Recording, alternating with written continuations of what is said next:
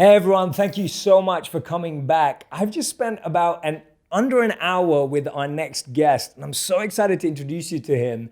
He's been called the world's strongest man, the world's toughest man, the world's fittest man. He's consistently invited suffering and discomfort into his life to grow further. He's someone with a phenomenal background. He's a former Navy SEAL, an ultra marathon runner, a triathlete. And today we're going to dive into his new book, which is called Can't Hurt Me, about mastering your mind and defying the odds. His name is David Goggins. David, thank you so much for being here. I appreciate it, man. Thanks for having me. No, I'm so grateful, honestly, and I'm so glad, we were just talking about it, I'm so glad that we got a moment to connect before, because I think this conversation would have been very different. It would have. I immediately walked in and, I sometimes look at people and what they have and, I'm like, oh, here we go again.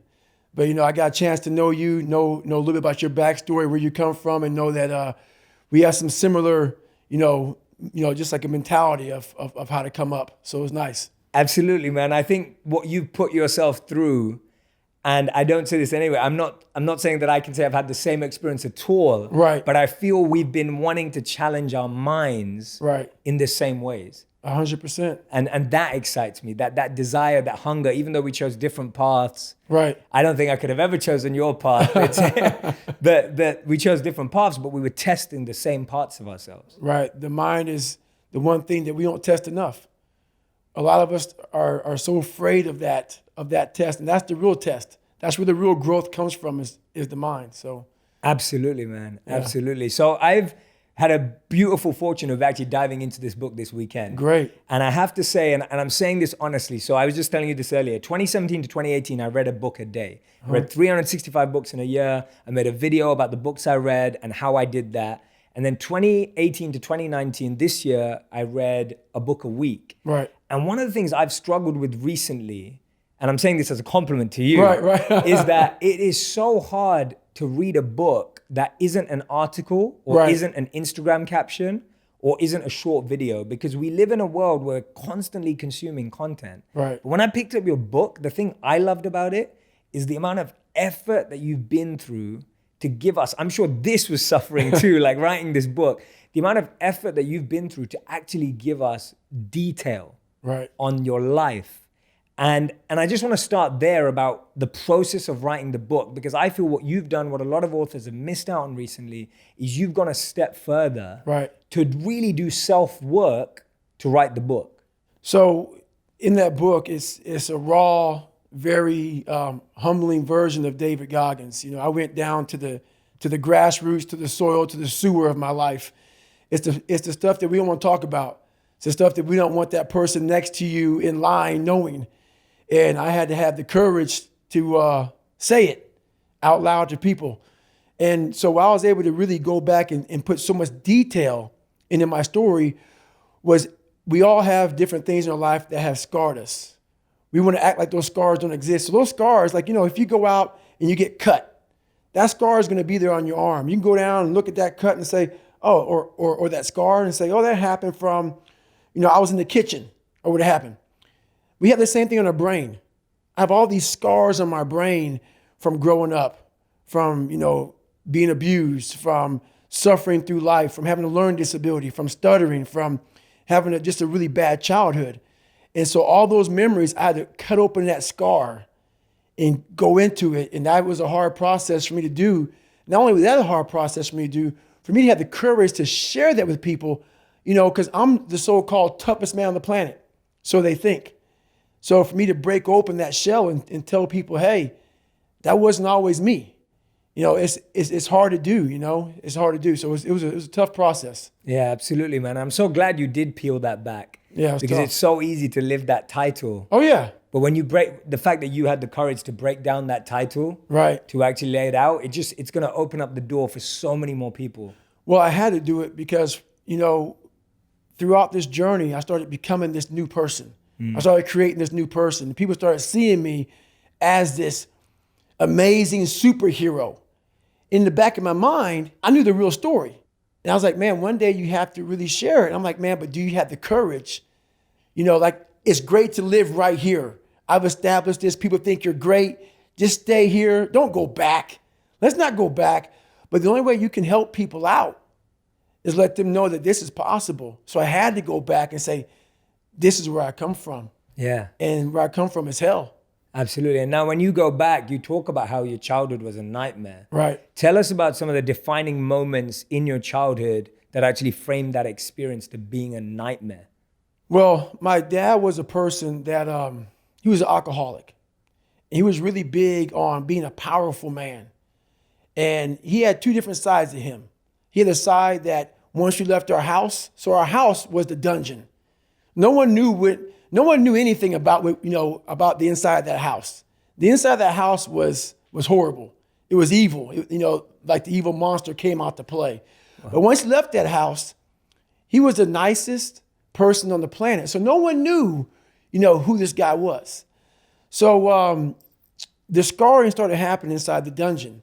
And my dad didn't really believe in us going to school. He had a family business, and the family business was a skating rink and also a bar.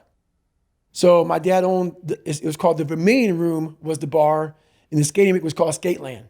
So from the time I was able to walk, I was working that skating rink. And I worked it from like 9 o'clock at night until like 12 o'clock in the morning pretty much. That's what we did.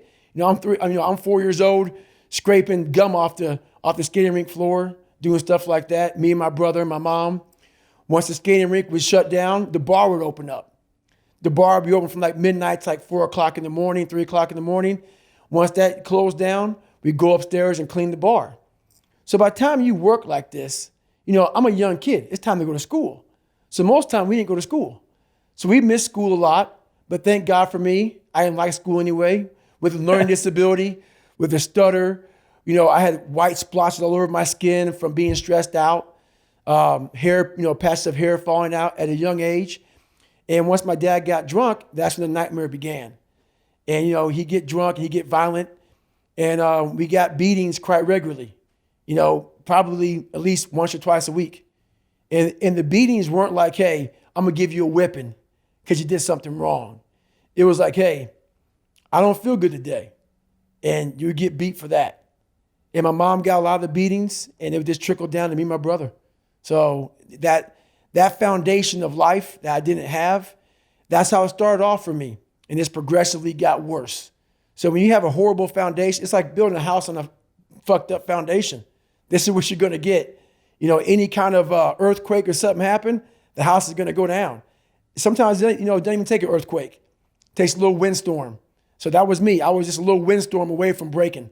Yeah. All the time. A windstorm away from breaking. But no one knew it. I walked around like I was a pillar of strength at a young age. But that internal conversation you're having back here is this weak little kid, very afraid. And I think that's what makes the book very powerful, because I take you there. Yes. I take you to that spot of, I'm superhuman now, so you think. But a lot of people have a lot of problems that they can't overcome. Absolutely, man. And I definitely felt when you were diving into that I was reliving it with you. Right. And I think you do that so powerfully in the book, because it's hard for people who haven't had the same experience to envision it. Right. But you made that possible. But the other thing that you do is I think you're highlighting something that is so huge for us, that I genuinely feel that so many of today's challenges that we all face as adults are because of our childhood. When did you realize that your childhood was something that needed healing, that needed transforming as an adult? When did that come, when you were like, I need to go back there to transform, to change my experience? It happened when I could never get over the hump. I kept on feeling like I was getting over the hump. And then one little windstorm, small little windstorm would come by and push me back to scratch. I was like, why? Why am I not, I'm learning how to read now. I was a junior in high school and couldn't read that well, a fourth grade reading level, because I would cheat on everything. And I learned how to read. I learned how to write. I taught myself all these things, all these disciplines. But whenever the first real big challenge would come, that little windstorm would push me back in the hole. And I realized, man, I'm fixing stuff on a surface level. I'm all surface, man. I'm not going deep into the cellar of my mind and fixing the foundation of my soul. My soul is broken. But I knew I could fix it, but I was afraid to go back. I was afraid to face the demons of my life, because you start lying. You want anybody knowing this shit about you. So you start lying about who you're not and start creating a person about who you want to be, but it's not who you are. So that's when I started realizing, man, I'm never going to get over the hurdle. I'm always going to live on a surface level until I go deep, deep into the sewer of my mind to figure out and face all of these different demons. That's hard. It's hard. We all like social media. We all like everybody to see us for who we want to be. That's why we post beautiful things about us. That's not going to fix you. So I realized that, and that's when I started going back. So I was about 24 years old, and I went from 175 to almost 300 pounds. And that's when I sat down on my couch and realized we got to go back. And it started with me going back to my father. So we left when I was 8 years old.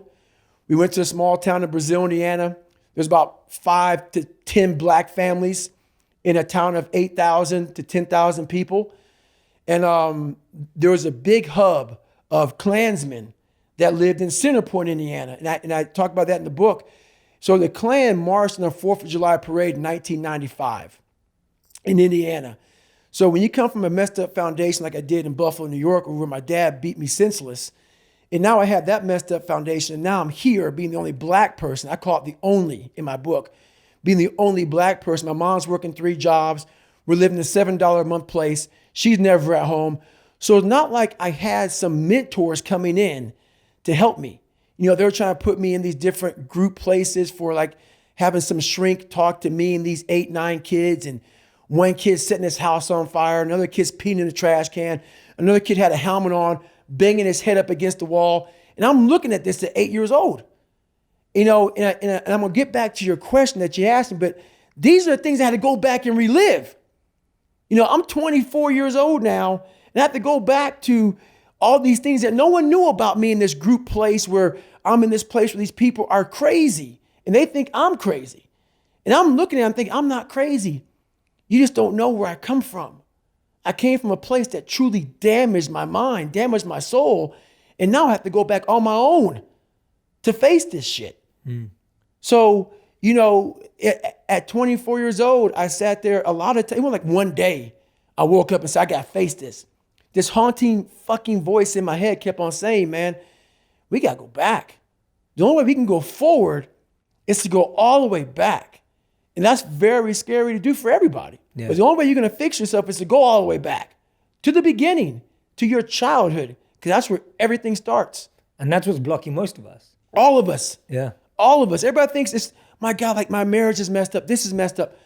You have to go back to fix all your problems. It all starts from the root, man. The root, yeah. The root. I was just about to say, we have to go back to the root because otherwise we're just dealing with the symptoms. That's it. Yeah. And you cannot fix anything by giving it Motrin. You have a jacked up knee. The swelling may go down, but it's still jacked up in there. You got to get it fixed. You got to fix the knee. All those pills do, so pretty much, is just let the swelling go down. And you can live a little longer, but you're not fixing the problem. You're not fixing the problem. And I guess the most people don't go back, or all of us, like you said, we don't go back because we don't know how. Right. Right? Like most people don't know how. Like how do you start? How do you go back? And and I love that example that we start thinking the issue is our marriage or our relationship right now or our job or our career. And I totally agree with you that we need to go back, but we don't know how. Right. Now you start talking about in the book some ways in which we can start.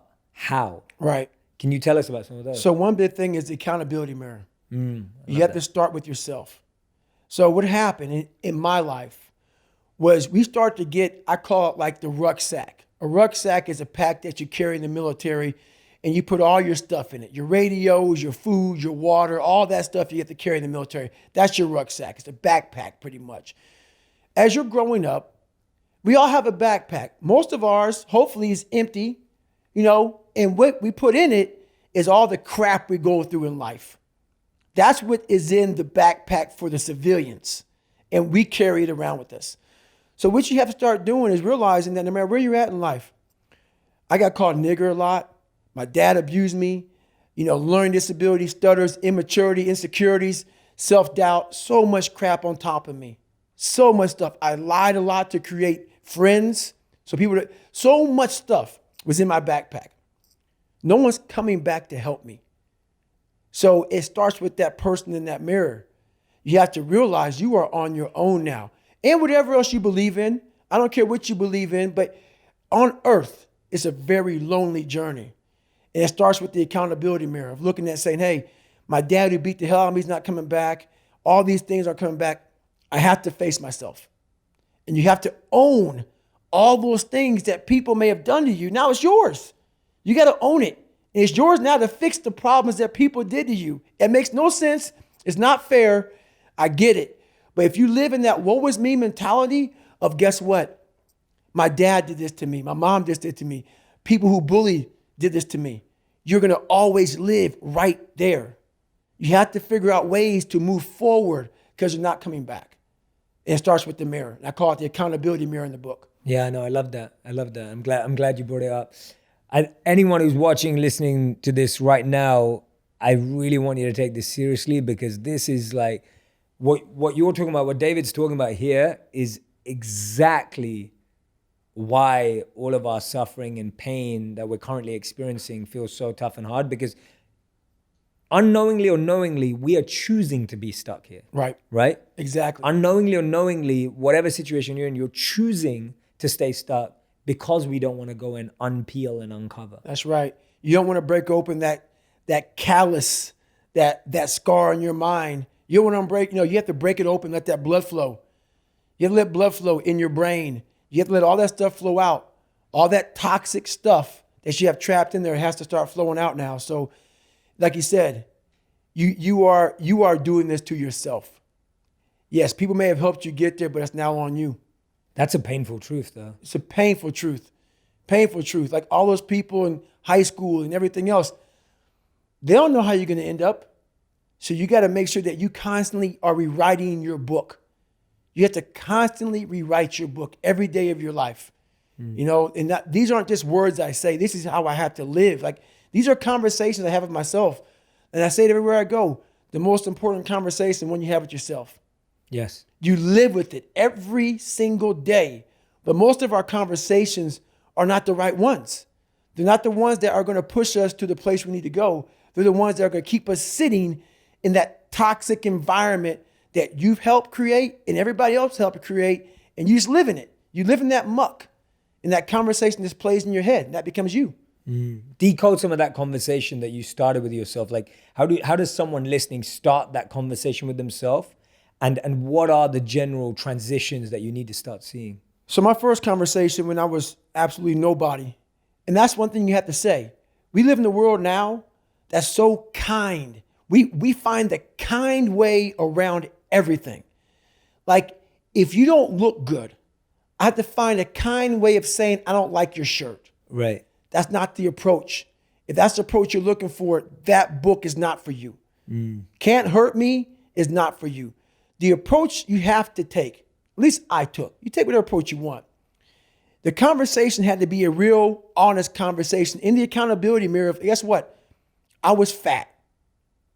Don't find a kind word to say that, you know what? I've gained some weight. No, you're fat. When I couldn't read, not like, hey, you have a learning disability. No, I cannot read. I have a 4th grade reading level. I'm struggling. And sometimes I call myself stupid. Not in a way to put myself down. So don't take it like, my God, those are so hurtful. Yeah, they're hurtful.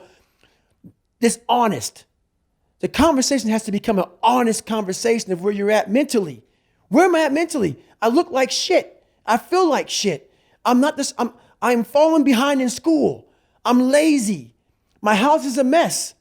You have to look at what it is and call it what it is. Don't find words to make yourself feel better, because so we hang around people that make us feel better, that tell us what we want to hear, not what we need to hear.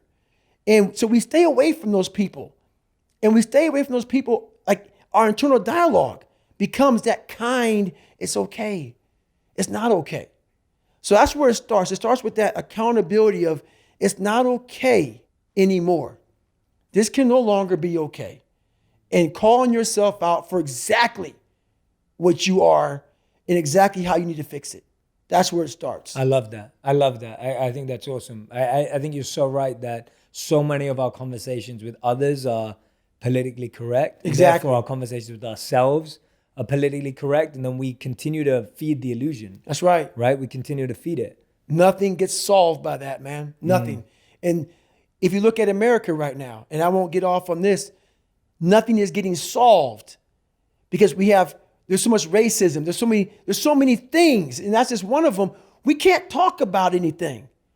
We are skirting all these conversations because if I say this, I'm going to offend a black person or a white person or a Jewish person or a gay or lesbian person. We skirt around the daggone problem. So we can't fix shit. Everything is like, well, if I say this on TV, I'm going to lose my damn job. We have to say it. We have to break the barriers within our minds, within the world. And it starts with yourself. It starts with yourself. You got to break the barriers down within yourself and just go there. You got to go to yourself. Absolutely. That was the honest conversation you had then. What's an honest conversation you've been having with yourself this year?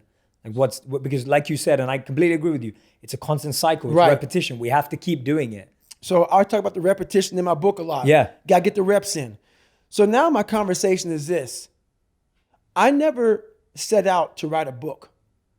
When I was in the dungeon and no one was coming back to help me, I just wanted that reflection in that accountability mirror that I hated so badly to be something that gave me pride, to be something that made me feel. It's not about money. It's not about success. It's not about people. Oh my God, that's David Goggins. Sign my book. No. When I started this journey out years ago, it's about, I just want to learn to read. So now I'm at a place now where I see the possibilities of human potential. What are we capable of is the conversation now. The conversation now is how can I now talk to people in a way they can understand the message that I have for so many people. For so many people. So that's the new conversation now is that you are constantly evolving. You never stay, either you're getting better or you're getting worse. You're not staying the same. So for me, I have to constantly be getting better. I have to constantly be evolving my message. So I'm constantly thinking in the quietness of my mind. That's a key point too. The world is so fast-paced. The world is so noisy. So my conversation now a lot of times is, my God, slow down. The world can take you here, be there, be everywhere. And I lose myself sometimes. So I catch myself in the airport. I catch myself in the plane where I'm writing stuff down. Okay, remember this, remember that. And I'm like, hey, hang on a second, Goggins. What got you here? This isn't what got you here. Slow the fuck down. Go back to the quiet place of that dirty mirror in that $7 a month place you used to live in. That's where you grew. So that's what I'm constantly reminding myself of. Go back to your roots. And I'm not saying go back to hell, but I'm saying don't forget where you come from as you start to explode out of the gate when you become someone. My conversation is do not forget your roots. Do not forget your roots. Don't let this become so big that you lose yourself amongst the noise. Go back to the quietness of what made you successful. That's the conversation now. It's a constant reminder of that. I love that, man. That's the mantra. Do not forget your roots. Repeat that again and again. And I have a meditation that I developed for myself to do that for me that I want to share with everyone because it aligns so closely in what you're sharing. So every morning I sit and I look at my intentions to do anything. So whether there's a new deal on the table or there's a speaking gig that I've been invited to do or whatever it may be. And in your life, it can be anything, whether you're starting a new business, you're writing a book, it may even just be an Instagram post for whatever it is. And I look at whatever my options are and I ask myself, which ones of these is a seed and which ones of these is a weed?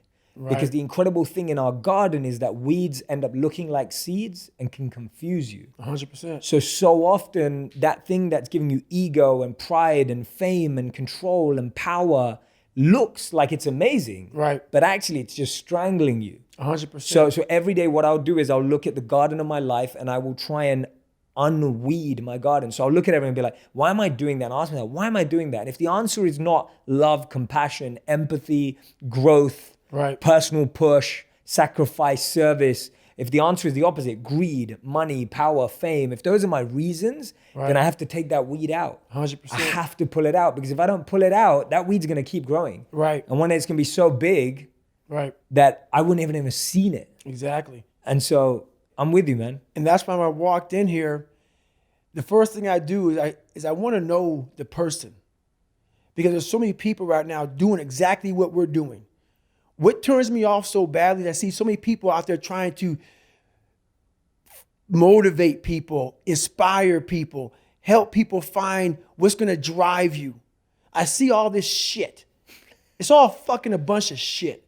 And I walk in, I see it everywhere. Everybody's got this going. Everybody's got a new podcast, this about I'm going to help you find yourself. They're not living it. They're not living it, which is why I look at people, I'm like, what are you about? Are you actually doing what you say you're doing? Which is why when I heard some of your story, I realized that you have substance to what you're saying, which is why now I can speak to you. A lot of times I go on these podcasts and I don't want to fucking be there. You know, because I start realizing this person is just talking. He's not living. And we share this with people and we expect them to change. They can see right through you. They can see you're not doing this. So that's the thing about it. Don't do everything in your life for money. Don't do everything. Yes, we need it to survive. There's a great drive and passion behind doing things for the mind and the soul. There's a great drive in that. Everybody goes, man, you talk with such passion. This is a life. This is my life. So that's what I want people to get from all this stuff, man. Like, there's something inside you. The brain is the most powerful thing. The mind is the most powerful thing that we have. It's not your phone. It's not the computer. It's not anything. It's your mind.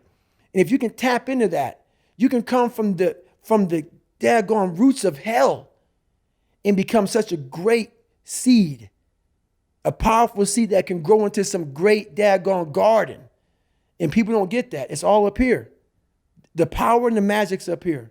Yeah. No, I really appreciate that, man. And thank you for saying that, because for me too, that was, my desire, what I was sharing with you earlier, is changing people's relationship with perception. Right. And when I started, I'll be completely honest, when I started making videos or any of this, and I've been talking about these things and studying them for the past 13 years. And when I started making videos, which was only 2 years ago, I had no idea that anyone would care. Right. I made it because I wanted to share what I'd learned. Right. And I put it up, and I genuinely thought my life was going to be, I was going to go to my 9-to-5 job, my 9-to-9 job. I used to work 12 hours a day in the corporate world. And I thought, that's what I'm going to do. I'm going to make videos on the weekends. Right. And hopefully they'll help someone. Exactly. Like, there was never a desire for this to be anything more than a service. Right. And so when I hear you say that, and also just about how much we perceive each other, and how we perceive other people, etc. Right. It's so important for all of us to give each other the benefit of the doubt. That's right. And hear from each other. Right. To connect. Exactly. To see. Like I said that to you earlier, I already knew I was gonna like you. Right. I was hoping you were gonna like me. I didn't know that about you.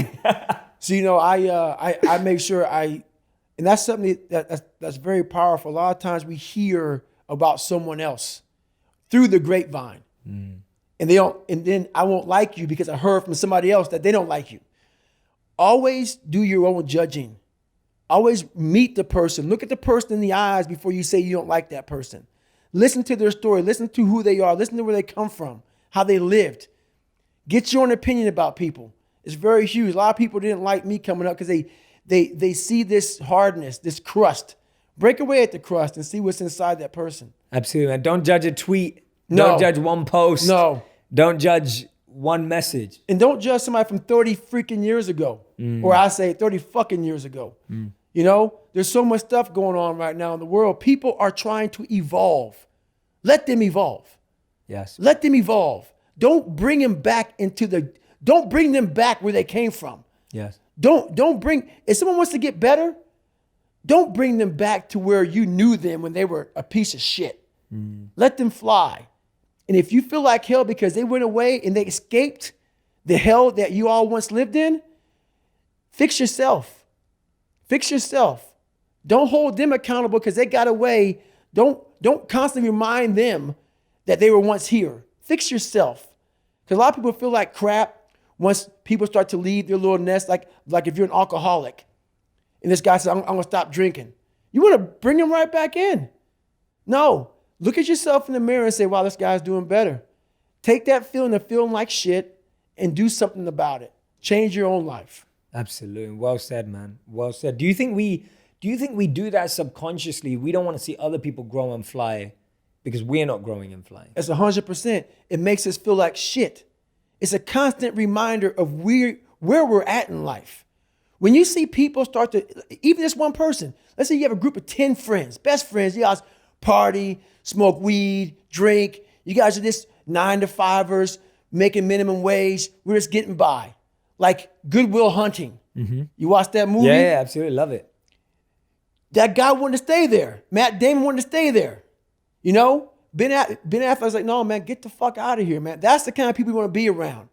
And those people, very few people like that exist in those crowds because you are a constant reminder of who they are now. This guy got out. Now, every day I wake up thinking, God, I'm a piece of shit. Mm-hmm. I'm a piece of shit. But I don't have the courage and the strength and the self-discipline to do what he did. So it's a constant reminder. I don't have the courage, but you do. Mm. You do have the courage. You just got to find it. Absolutely. You got to find it. That's the hard part. Yeah. And let's talk about suffering a bit. Mm-hmm. Because I think what we're talking a lot about right now is that journey for it to begin for anyone. Right. It's painful. Yes. It's an inconvenient truth. It starts with suffering. It starts with pain. There's no other way. You're no saying you got to go back to your demons. Got to go back to those stories.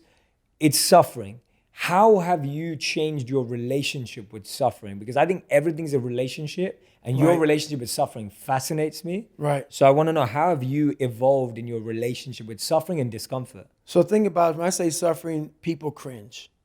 People, that's the one word, whenever I post about it, people cringe. It's not about suffering, how people may look at suffering. Like you have to just go to a place that just every day of your life is suffering. You have to tap into suffering every day of your life because we have so much scarring that we have to clean up. You have to look at suffering as almost like I look at failure. To succeed, you must fail. In failure and in suffering, all the answers are in there. All the answers to all the test questions. The test is your life. All the answers are in there. You don't have to live in suffering and pain and failure all the time. You have to learn, I need to visit it. Like people hate working out. You're only going to visit working out maybe an hour a day. 23 other hours of the day, you're not in it. Mm. But how you become in shape is you must visit suffering, visit working out 1 hour a day. Visit suffering 1 hour a day. Visit your past failures 1 hour a day. The relationship with it is the answers are in there. They are in there. Within the suffering, go in there, and I call it the live autopsy. The live autopsy. How you find out someone died? They crack you open after you're dead. How you can live is do it while you're alive. Mm. Go back in your brain, crack it open while you're alive. Don't wait until you're fucking dead to figure out why you died. Do it while you are living. Go in there, go into the suffering, go into the pain of your life and say, why did this suck for me so bad? Why am I afraid of all this stuff? Why have I shut down the whole world? I guarantee I'll tell you why you shut down the whole world. It's in these nooks of the suffering within your brain, in the scarring, are all the answers to why you are on the couch feeling sorry for yourself. They lie within the scars. Visit them for at least an hour a day. Study them. And then you'll find out more about yourself. You will then grow. So don't look at it as every day I suffer. Go into it an hour a day. Learn from yourself. Learn from life. Learn from your failures. Learn from your insecurities. Learn from your self-doubt. Don't just say, I'm afraid to jump off an airplane. Mm. What makes you afraid of it? Study it. That's why I studied my mind. Why I became so powerful in the mind is because I realized I was weak. So instead of running away from the mind, I dove into it and said, what is making me weak? Oh, this makes sense. I came from hell. I came from a place that beat me down to nothing, which is why I'm afraid. All this makes sense. So systematically, one by one, I went back and met every single person in my mind, every situation. I went one-on-one with them again in my mind and said, okay, let's now revisit this. And that's how you do it. That's how it works. Absolutely, man. I love that. That is brilliant advice. Brilliant advice, because it's observing and self-study. That's it. Like observing and self-study, becoming an expert in observation That's right. of oneself. And the reason why that process can be so challenging, or that process, is because, like you said, and I love that, you literally went through and re-met every person that caused you pain. I love that. And guess what? People say, how'd you do that? You know every painful moment. Yeah, you remember it. You remember it. We try to put it under a rug, lift the rug up, you'll find them. Yeah, the dust will come up in your face. It'll come up quick. Yeah. So that's how I was able to write that book. Yeah. You don't forget that shit. No. You want to. Yeah. And that's where you fail. By trying to forget it. That's where you fail. That's where there's no growth. Let's just move forward from all this. Yeah. There's no growth there. There's no growth there. No. You just want to forget about it. Yeah. You will continue making the same fucked up mistake. Yeah. You will continue doing the same things wrong if you don't go back. Yeah. And the challenge we have is when we do revisit it, when someone tries or starts, they end up revisiting it, but then we end up, and me too, all of us, like I'm not saying whenever I'm referring, it's me too. It's also, we become complaining or criticizing or comparing. So we do start, like I know a lot of people, and myself too, I sometimes start revisiting something. Right. But then I just use it as a crutch or an excuse. Then I'm still not getting there. That's right. I do the same thing. Yeah. Right? I do the same thing. How have you broke through that times when that's happened sometimes? So as I'm talking and as I'm going back, I'm very aware that I'm going to do that. Yes. And I may do it for 45 minutes. And then I'm like, you knew you were going to do this. You have to be very aware of the conversation you're having while you're doing it. Because your mind chooses the path of least resistance. Your mind has the ultimate tactical advantage over you. It knows what scars you. It knows your fears. It knows your insecurities. And it protects you. Which is why I talked about the 40% rule in my book. The 40% rule is all about the brain has the tactical advantage over you. It knows, and it keeps you away from all that. That's why it says don't jump out of an airplane. Don't go in the ocean where there's sharks. It's a protective mechanism. Don't go back to the place where your dad beat the shit out of you in your mind. Don't go back. The brain protects you, but protects you so much, it doesn't allow growth. So the brain is an amazing thing, but the brain controls you. You must control it. You must take power over your own mind, or your mind will guide you into all the soft places that your brain wants to live in. Your brain has enough information. It doesn't want to go through that process of mind hardening. It doesn't want to do that. I got to remember what time I got to be here, what time I got to be there. This is where I want to stay. I'm peaceful. It wants to stay very peaceful and away from scarring. So that's what it is, man. Yeah, that's what it is. It's as simple as that. And we just never touch it like a box that you never look inside. You just leave it there. You just mark it, scar. Yeah. Put it up in the attic. Yeah. Never touch again. Let it get dusty. Yeah. Now I wanted to talk to you about this because when I was reading about it in the book, it fascinated me because it reminded me of my 3-month boot camp as a monk. I love so man. The first 3 months I was sharing with you earlier. Yes. The first 3 months of monk training is super intense, like really, really tough, because the whole point of it is to figure out who's in and who's not. Right. Like they don't want people to just be passengers on the side. It's not a place you come to just to have quiet and don't do anything. So that 3-month boot camp, something that taught me so much. I'd love to hear about Hell Week and specific programs you built in your life that you went on, and what did you learn from them? What did you take away? But tell us first a bit about the program, and then tell us about what you learned. So what I liked about your 3-month Hell Week, was the fact that that's where you find yourself. You find yourself when you are when you're not comfortable. When you're not comfortable on a daily basis. And that's how I started to grow. Like I said about the mind, it wants to put you in that nice 72-degree temperature with everything right there. It wants to be in that nice with a little massage therapist. That's where your mind wants to be. It doesn't want to be, and we're going to talk about Hell Week. So it doesn't want to be in Hell Week. In Hell Week, I was in 3 of them. I finished 2 of them in 1 year. Only person to ever do that in still history. There's been people who have gone through a couple of Hell Weeks, but in like 5 years, 6 years, 7 years, 8 years. I was in 3 in 1 year. They say it takes off 3 to 5 years of your life. So Hell Week is 130 hours. of continuous training. You might get 2 hours of sleep. And what it does is it's designed to break a man down to the parts where, like I talked about the surface, how I was fixing the surface. If you only fix the surface, you will never get through Hell Week. Because what it does, it starts to bring out these demons. Because even though there's a lot of yelling and stuff like that, there's times where it's very peaceful in a very eerie way. So the first hour of the 130 is breakout. They're shooting guns, it's loud, it's noisy, your mind is in chaos. When your mind's in chaos, you can't think. So you're having fun. Yeah, this is great. Yeah, we're in Hell Week, we're Navy SEALs, or trying to be Navy SEALs, we're badasses.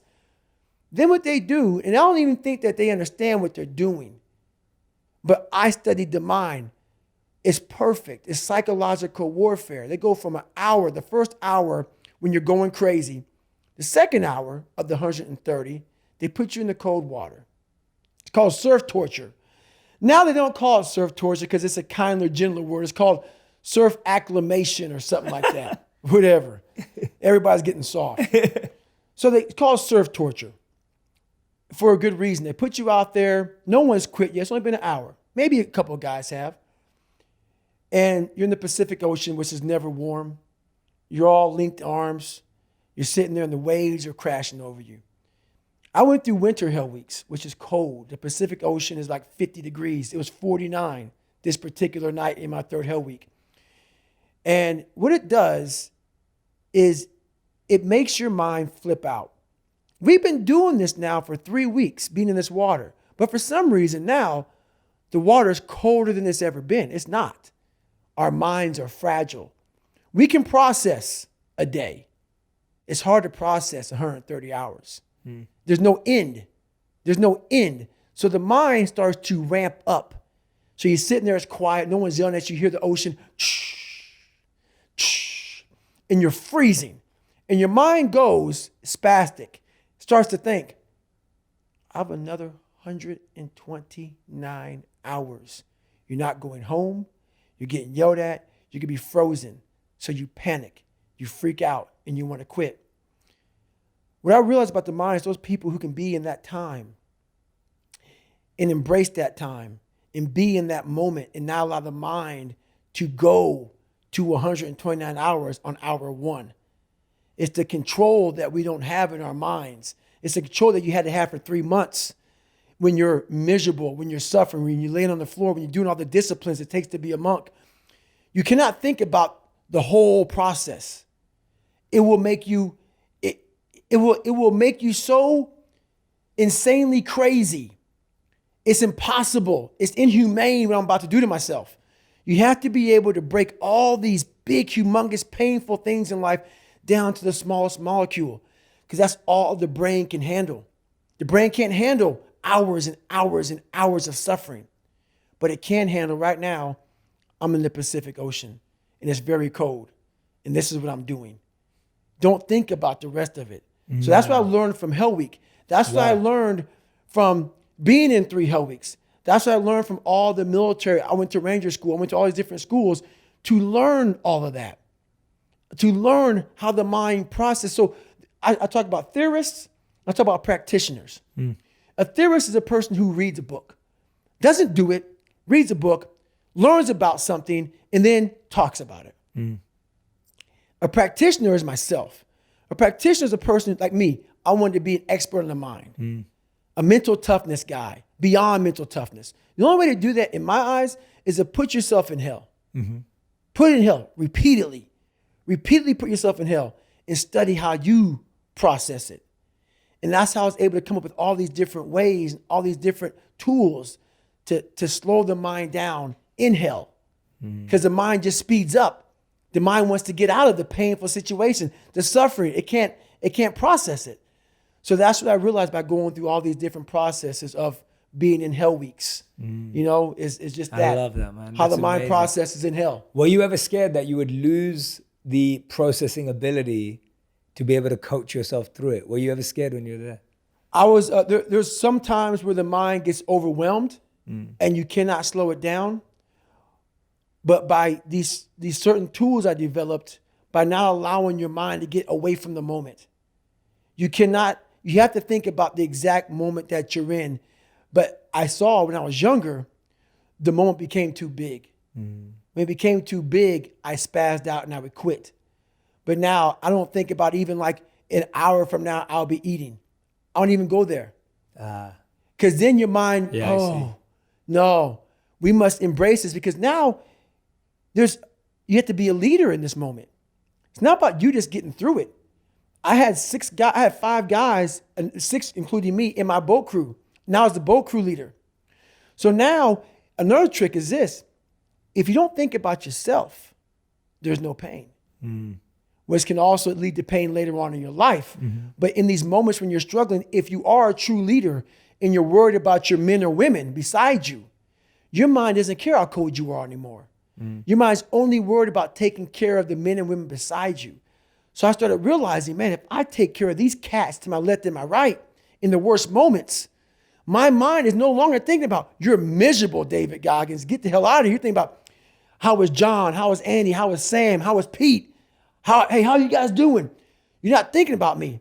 So there's so many things you can do to get outside your own head to then allow your body to just be like, hey, we're just a machine. But you have to let your mind be able to process all these different tactics to do that. Take a different vantage point in life. When you are in the hell, you can't see the beauty of being in it when you're in it. Get on top of that mountaintop in your mind. Get on top of that mountaintop and look down on what you're doing. You can see a whole different world, and that world is beautiful, but you got to get a different vantage point in the suck. Don't be in it. Spiritually, get out of it. Get that soul. Look down on what you're doing. Be amazed by the process of where you're at now and where you came from. Wow. I've got so many questions from that. I've got so many questions from that. Okay, let's start with, you said, and I love that. So you said one of the tricks is when you stop thinking about yourself, because when there's no self, there's no pain. No pain. And you start living for your team, the people, the other people suffering. I said, I love that. Yes. Totally understand that. Servant leadership, wanting to go beyond oneself. But you pointed out something really fascinating. You said it can lead to pain later. That's right. Explain that, because I get that. And so I've had this mentality for years. It got me through a lot of hard times. You cannot use it every day of your life. That's what I was thinking. Yeah. You cannot use it. I used it as like, my God, this is the perfect, I found it. This is the trick. You don't even matter. You're just a machine. You are a machine, like just like a lever. That's all you are, man. You're not. And in my book, I talk about what that lever starts to get rusty, starts to get crusty. It starts to, like, I can't even think about anybody but myself. So through the process, what I started to learn was that helps a lot. And you can tap into that all the time. But you have to be able to heal yourself. You have to be able to recover yourself. It can't be something that you continue to do and do and do. There has to be a recovery process for your mind, your body, your soul, your spirit. Encompasses your whole body. So those are tactics, but those tactics must be oiled up. That lever has to be oiled again to go back in it. Absolutely. Yeah, it's not an emergency use, but it's used in specific moments, knowing you can go back. And it's so true that for so many people who want to serve, it becomes the default. And I made that mistake myself. When I became a monk, it was because I wanted to wake up every day and serve. That was my goal. I was like, I want to wake up every day. I want to use everything I've been given to serve humanity. I just want to serve people. I just want to give. And I was just being that. Right. And so I would go through sleepless nights. I would push myself for weeks on end to go further for other people. And it was amazing because it felt fulfilling and it helped them too. But after a while, I was broken. I lost my voice for 6 months. I was eating out of tubes for 6 months. I was writing on a whiteboard. You know, it was just my whole life kind of crumbled. I was sleeping 14 hours a day then because my life kind of went to the other side. Yep. Because I'd worked so hard to just give. And I loved it. But in the process, I broke myself because I wasn't refueling. I wasn't renewing. That's right. Even though I was still taking, I was still meditating, I was still doing everything. Yep. I talked about that big time in my last chapter, how it just takes me to nothing, how I'm where you were at. You know, it's taken me 5 years of doing my meditation, my stretching, my eating right, my sleeping right. And you have to be on a constant reminder Almost like how you put a reminder on your phone, 15 minutes, you got this. That has to be in your brain. You've done too much. Stop.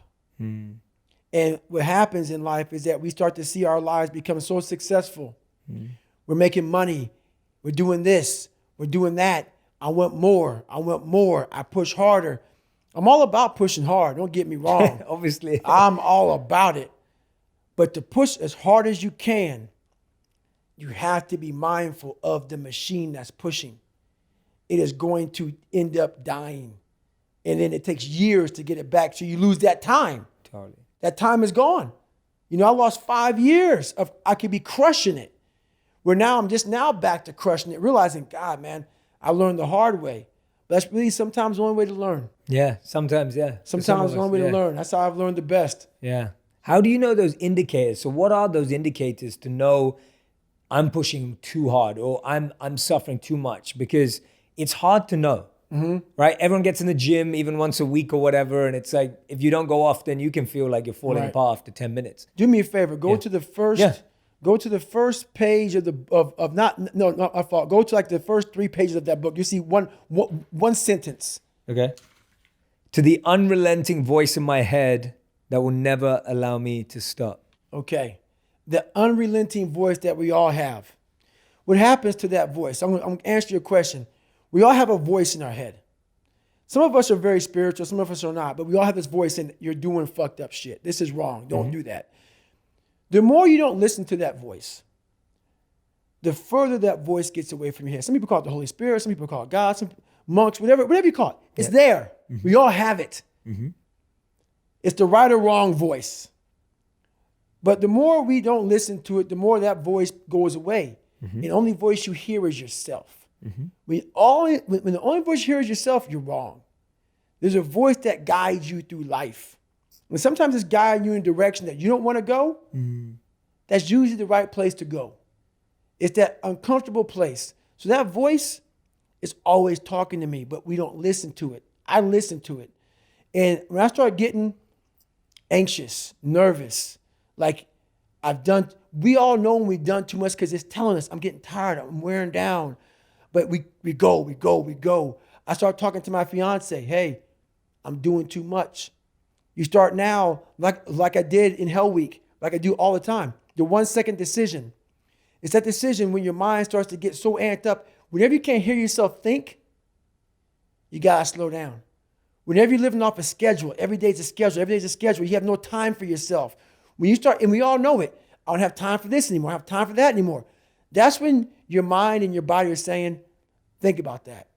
I'm neglecting my fiance, I'm neglecting my disciplines of life, I'm neglecting my reading, my learning, my workouts, my diet. When you start neglecting all of that, you neglect one of them.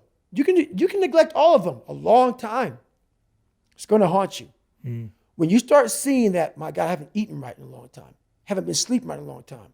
It can only be one of those things to take you off. So I'm very aware of my eating, my sleeping, my disciplines of life. And when I started to get too far away from them, it's a hard stop.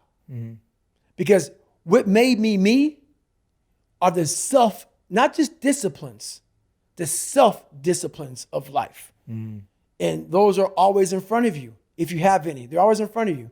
So that's my hard stop. Yeah, I love that, man. That's great advice. And I guess a simple example is of like sleep. Like when you wake up in the morning, that's right. There's a part of you that's going, I'll just go back to sleep. Exactly. Right? When we used to wake up at 4 a.m. as monks, sometimes 3, it's like there's the part, and then that's what you're saying. And then all you hear is yourself saying, it's all right, just go sleep. It's okay. That's right. But then that voice has got quieter that says, no, you need to get up. That's right. You need to get up. And you've just pushed it away. You just pushed it away. And that's the discomfort that you need to that's right. embrace. Exactly.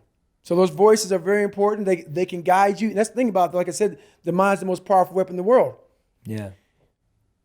It can guide you to being very comfortable also. Yeah. So you gotta be careful. The mind will trick you. Yeah. And it's saying, just sleep in today. You deserve it. Yeah. Sometimes you don't deserve it. So there's that fine line of the mind getting the tactical advantage over you to where you're like, I've worked too hard. Yeah. You really haven't worked hard enough. So yeah. Absolutely. Yeah. In when we were trained as monks in the Vedic philosophy, it talks about the difference between the mind and the intelligence. So the mind is compared to a child and the intelligence is compared to a parent. And so when the child goes loose, when the mind goes loose, when it's not trained, controlled, disciplined, self-disciplined, etc., it can have tantrums, it can throw things out the pram, right? It right. demands more. Like a child always wants to sleep in. Right, always. Right? Always. Even if the child knows that it's better to wake up to go to school, Right. the child doesn't want to. A child doesn't want to study for exams. Right. Because it's hard, it's painful. And the adult's role, which is the intelligence, which is often we forget that it exists, the intelligence is that voice coaching the mind. That's right. But what often happens is the intelligence just tries to shout at the mind like a bad parent. Exactly. The parent just shouts. That's 100%. No teaching, no education, no knowledge, just shouts. That is 100%. The way you explain that about the child's mind is 100% the truth. I just want to sleep in. Always throwing tantrums. Never getting what they want. Whenever they don't get what they want, they throw a tantrum. But what happens is we never grow. We are 40, 50, 60, still throwing that tantrum we once did at 7 and 8 years old. So people think with age is growth. No, it's not. You have to go back into the scarring to get the growth. Absolutely, because if with age you just repeated what you did when you were younger, exactly. It's just stronger. That's it. Right? You've just strengthened a bad muscle. I'm throwing a bigger tantrum at 43 than I did at 8. Yeah. So true. Yeah, you just strengthen a bad muscle. Stronger, stronger, stronger, stronger. And then that can break you. 100%. Yeah. That's why I love the monk mentality. Yeah. And that's why I talk about my book a lot too, is that mentality. I'm not one, but I've taken a lot of the disciplines, the self-disciplines from that mentality to grow. Yeah, I love that, man. That's what fascinates me so much. And I'm excited for us to, this conversation is phenomenal and I'm loving it about your book. And I'm excited to have more offline conversations too, because that's literally why I did it. When I met monks who were living extreme scenarios, and when I look at you, I think about it too. You're an extremist, right? In a good way. I'm saying in a good way. Like, and when I became a monk, it was the same thing. I had to go to the edge of myself. That's right. Like I had to go to the extreme of myself, 100%, to then realize where I could be placed.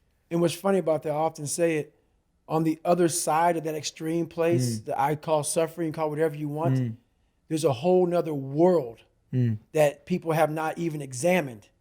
But you have to go to that extreme place to examine it. We want to stay here in this comfortable place. Once you're willing to push yourself to that extreme place, it's like a whole nother universe. It's almost like you're an astronaut and you've examined something like up in outer space. No, it's always been there.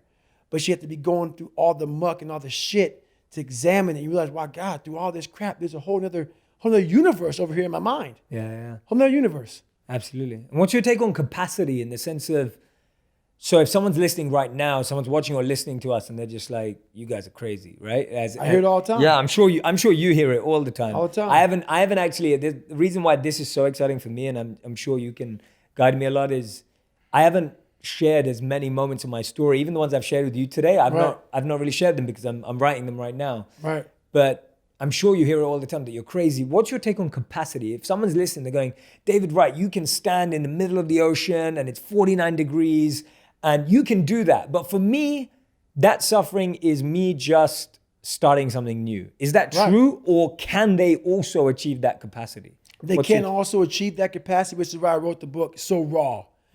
Because what we do so well in this world is we see superhuman people and we title them. The second we title them, what that does, that gives us a get out of jail free card, is that they're the 1%ers. I'm not even going to try to do that because that's not even in me. God made them special. They're special people. There are no special people. They're special minds, and the mind can be created on your own. You can do that yourself. So that's why I write the book like I write it, so people can look at me and say, my God, he came from this? He had to overcome all of this? So I take away all the titles, even crazy, even the fact that he's superhuman. All those titles are now stripped away. But what's funny about that, you will have my book in your hand. You will read it in its entirety. You will hear the audio book, whatever you get. And by the time you get to chapter 9 or 10, you already forgot chapter 1, 2, and 3 of the hell I came through. That's how fast the mind wants to soften you up and say, this guy's just nuts. He's superhuman. That's how fast the mind, you already forgot what you read and you love the book. You're loving the book. And you already forgot the first 3 chapters because your mind is saying, this is impossible. It's already guiding you down that path of least resistance as you're reading the book. That's how powerful it is. So we got to constantly remind ourselves of, go back to chapter 1, 2, and 3. Always remind yourself of those chapters, of that you can also do this. But you have to first self-examine or live autopsy your own personal life. The tricks of the mind, man. That's it. That is such a great explanation of how fast the mind can fool you into So something fast. someone has just explained. I do it all the time when I speak to people. I tons of speaking gigs. And I break my life down. And by the time I leave, my God, I'm like, you didn't hear the first 30 minutes of my story, did you? Yeah. No, I heard it, man. I'm like, but you forgot it already. The mind's already tricking you. Yeah. I love that, man. Thank you so much, David, man. Listening to you today, honestly, like I was reading and then listening to you, and I've seen you on interviews as well, but just having the honor of being able to sit down with you and talk to you about it has actually like been one of the most meaningful conversations in my life, not just on the podcast. I'm just saying this conversation, like listening to you, some of the things you've said and the alignment we have, genuinely, it's been a powerful conversation. The one we had before the podcast and the one we've done now, Thank you. it's been really meaningful to me, man. So I've definitely it's done a lot of work for me. Like just listening to you, I've been doing the work sitting here. Thank you. So it's been meaningful. I'm going to listen back for myself. So I always end each podcast with 5 questions. It's called my final 5. Okay. Final 5 minutes. This is easy for you because you're used to drills. Right. It's the rapid fire. I like doing this because, I mean, I don't know if anyone can catch you off guard because you're you, but these are questions that we just want instant, quick answers to, the first thing that comes to your mind. Right. So the first question I have for you is, what's the best advice you've ever received? I didn't receive any advice. And that's the thing about it. When I grew up, I just didn't receive any advice. My family was in such turmoil that the best advice I received is from myself. And that has to be to study yourself, all the bad, because the good's already there. You need to study that. Study the bad stuff about yourself and learn from that and grow. I love that, man. That's such a beautiful way of looking at it. And that's true because I think we live in a culture where we're waiting for someone else to come solve our problems. Yeah. Right? We're living in that culture. I was very blessed to not have that. And, and that's how I looked at my life too, not to get off the 5 questions, but I looked at my life in a way that I was able to find so much strength in negativity. I was able to flip it upside down versus me thinking, woe is me, my life sucks. I was able to say, my God put me in the perfect training ground to study myself, to become a straight up, scientist of my mind. Yeah. So absolutely. Yeah. Don't worry about going away from the 5 questions. I did it too. I was getting into your answers. Second question, can't hurt me. If there's anything that can hurt you, what is it? Oh, there's tons of things. Yeah. Everything I talk about, I was afraid to jump out of airplanes, afraid of cold water, afraid of myself. So there's so many things that can hurt me, but the biggest thing that can hurt me is myself. Is allowing my mind to get away from the reality. We build a false reality in our minds. The real reality is the one thing that can, the false reality is the one thing that can hurt you. Yeah. The real reality is the one thing you can help and fix yourself. Absolutely. Third question. What's the third question that I wanted to ask you is all around, what's the one thing that you're trying to learn this year? What's the one thing you've been kind of like tackling this year? I'm a big introvert. So this is very uncomfortable for me. Even though I'm comfortable with you, I know there's a lot of eyeballs on me right now. So it's very uncomfortable for me. I used to stutter real bad. So it's trying to be in a spot where I am in that monk-like mentality everywhere I go and not allow the past demons of even I'm successful now. But you still have those moments where you go back and your mind's like, remember when you were 6 years old and you stuttered profusely at this play and you were so, it's those things that come back to you all the time. So that's what it is. Awesome. What's your daily meditation or mantra or repetition to yourself? Every day I tell myself, I used to believe I was the weakest man that God ever created. So now I believe that I'm the hardest human being that God ever made. I don't care if it's true or not. It's the most important conversation to me. It's the thing that drives me every day. It's the one thing that keeps me going every day is that you must constantly be that man that you want to be. Awesome, man. And fifth and final question, what's your purpose right now? My purpose right now is to continue. I used to have a wash rag when I did this. And you know how you take a shower, you have a wash rag and a cloth, and you're sitting there and you're just lathering up. And before you hang your rag up, you want to get all the water to come on it and, get it all the suds out of it. You want to wring it out and you want to hang it up. So my big thing is when I live my life, I want to make sure that when I'm dead and gone, that I wring that wash rag out, and that wash rag is my soul. And I also believe that we're going to end up one day meeting a maker, if you believe in one. And I believe that maker knows everything about you. Everything about you. Knows I was going to be here and talking to you. Knows everything. But you also have a choice to make. You have a choice to make. We have choices. And the one thing that scares me to death in my life is getting to heaven and not being what I was supposed to be. And I believe that God has a chart, and he looks at the chart and he puts it in front of you when you get to heaven. He says, hey, this is what you're supposed to be. And one of my biggest fears in life was to see that chart and not have every block checked off. I want to make sure that I'm constantly pursuing whatever it is I'm pursuing just to be the best I can, just constantly grinding myself into a fine powder, but doing it in a smart way. Like I talked about, you can constantly grind yourself into a point where you're just sick. There's a happy medium of grinding. So that's my purpose now, to continue to push myself so others can see what is possible. That's beautiful, man. Everyone, that is David Goggins' new book. It is out. Can't Hurt Me. Master Your Mind and Defy the Odds. Go get it. If you love this conversation, it was literally just the tip of the iceberg. We just got into I'm going to say 1% of the book. There is Yes. so much more in here. Personal stories, accounts. And the best thing is that there's challenges at the end of every chapter where there are practical tools and tips that you can actually do at home with your friends, people that you're reading the book with. I think it's such a powerful book in the way that it's written, in the way that David is so vulnerable, so open, hoping that you're going to go there yourself as well. I hope you're going to go there. David, thank you so much. Appreciate I'm genuinely it. so grateful, man, to meet you. Thank you. And the fact that you turned up on this podcast and shared in an incredible way, man. Thank you so much. Appreciate it, man. Thank you, man. Thank you.